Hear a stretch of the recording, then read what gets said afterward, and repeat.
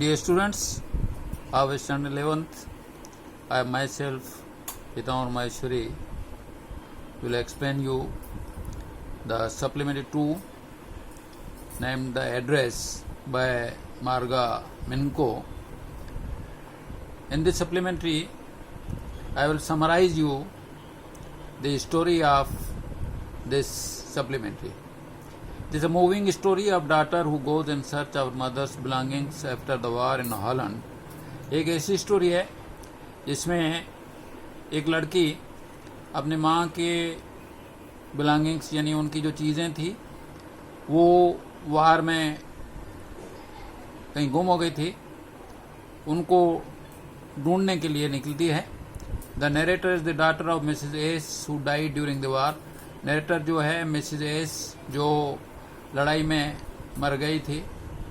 The narrator went to number 46 Marconi Street to see Mrs. Darling, who was an old acquaintance of her mother and who had removed almost all the belongings of her mother during the war to this place.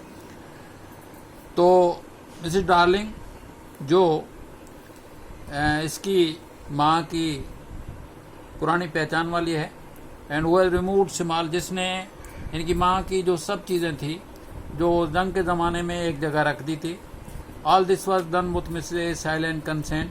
ये Mrs silent की मर्जी से किया गया था. As Mrs. Darling wanted to save her things, क्योंकि Mrs darling अपनी सब चीज़ें बचाना चाहती थी, which they would lose if they had to leave the place. अगर वो ये जगह नहीं छोड़ते हैं तो वो सब उनको गंवानी पड़ती थी.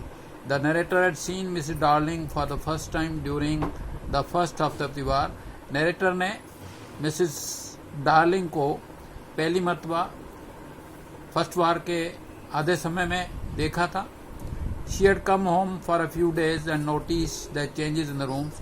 वो घर में थोड़े दिनों के लिए आई थी और ये महसूस किया कि कोई तब्दीली हुई है. She missed various things. उसने कुछ चीज़ें जो हैं वहाँ से गुम हुई देखी. Her mother informed her that Mrs Darling had moved these things to safely and gave her the address 46 Marconi. उसने उसको इन्फॉर्म किया क्या कि ये सब चीज़ें जो हैं मिसेस डार्लिंग ने यहाँ से मूव कर ली थी और उसने किसी सेफ जगह जो एड्रेस 46 मार्कोनी स्ट्रीट थी वहाँ रखी है.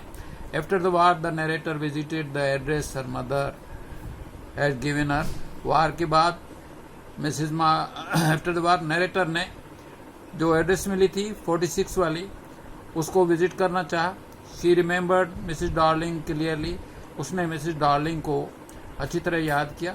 She was woman with a broad back. वो एक लेडी थी, बड़ी ब्रॉड बैक थी उसकी. Mrs Darling looked at the narrator searchingly and showed no sign of recognition.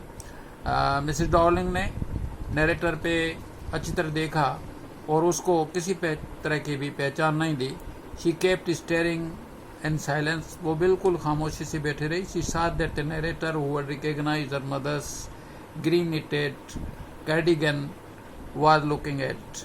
उसने नरेटर ने ये जान लिया कि उसने उसकी माँ का अपने हाथ से उना हुआ वूल का शर्ट पहना हुआ था. Who had recognized her mother's green knitted cardigan was looking at it. She half hid herself behind the door and refused to see her. उसने अपने आप को आधा छुपाया और अपना चेहरा जो है उनको नहीं दिखाया. She was surprise to see the narrator who had survived from the war. उसको बहुत सी अजीब सा लगा कि नरेटर को देखे कि उसने अपने आप को लड़ाई में कैसे बचाया.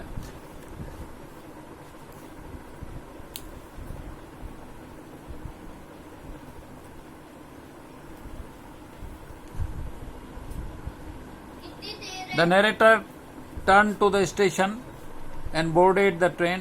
नरेटर ने जो है स्टेशन की तरफ लौटी और एक रेलगाड़ी पकड़ी. While in train she remembered the first time she had seen Mrs. Darling and how her mother had introduced her to her old acquaintance and given the address. Narrator जो है वापस स्टेशन पे आई. जब ट्रेन में इसको वो याद आई कि पहली मर्तबा उसने मिसेस डार्लिंग को देखा था और उसकी माँ ने उसको इंट्रोड्यूस कराया था कि उसकी उनके साथ पुरानी पहचान है। After the first fruitless visit to Mr. Darling's house, the narrator visited the place second time. पहली विजिट मिस्टर डार्लिंग की उस घर पे जहाँ से उनको कोई नतीजा नहीं निकला।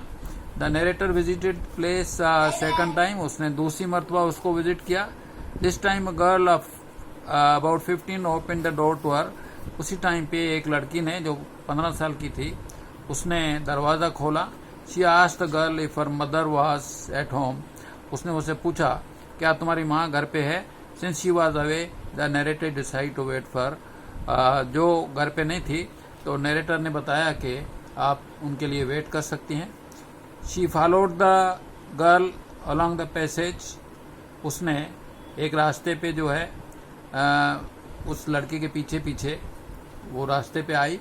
The first thing the struck her was that old fashion iron Hanukkah candle holder hung next to mirror. उसने देखा कि वहाँ एक पुराना दीप स्टैंड जो है आयरन का जिसमें कैंडल रखी जाती थी वो मिरर के पास साइड में रखा हुआ था। Then they went into the living room. उसके बाद वो रहने वाले कमरे में गए। The narrator was horrified. The narrator डर गई as she was in room, जैसे कि वो रूम के अंदर थे। She knew and did not know, उसने जाना और उसको नहीं पहचाना।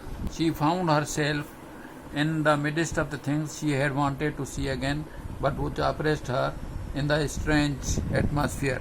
उसने उसको देखना चाहा लेकिन अपने आप को एक बिल्कुल ऐसी जगह और ऐसे एटमॉस्फेयर में पाया। The tasteless way of arrangement अगली फर्नीचर, के वहाँ जो हर चीज़ ऐसे बगैर किसी अरेंजमेंट के रखी हुई थी। गंदा फर्नीचर पड़ा हुआ था और गंदी स्मेल उनमें से आ रही थी। She didn't have the courage to look around her.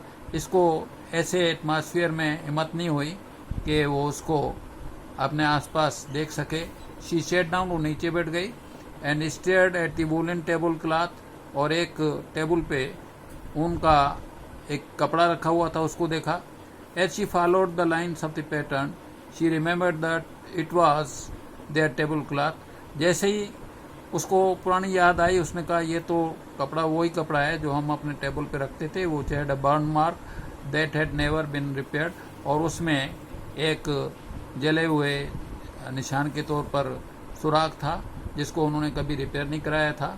Soon she found the whole, और उसमें फौरन ही उन्होंने एक सुराख देख लिया। The girl poured her tea from a white pot which had a gold border on the slit। लड़की ने एक ऐसे पाट में से चाय निकाली।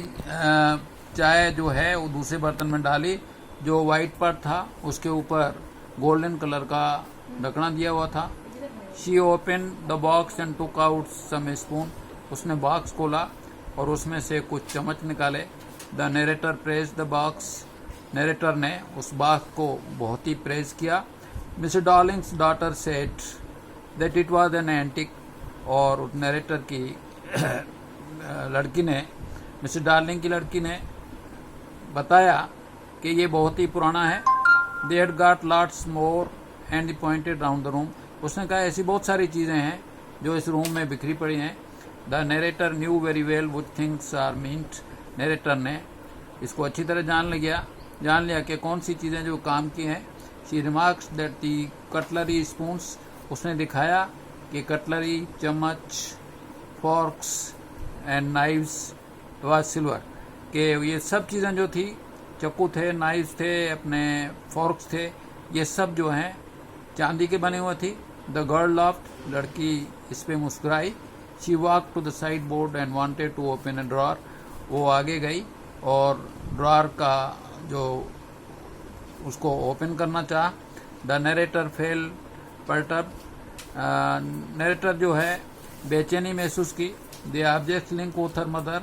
और उसने कहा कि ये सब चीज़ें जो हैं उनके मदर से लिंक करती हैं। Aroused memories of her former life. और अपनी पुरानी ज़िंदगी याद की।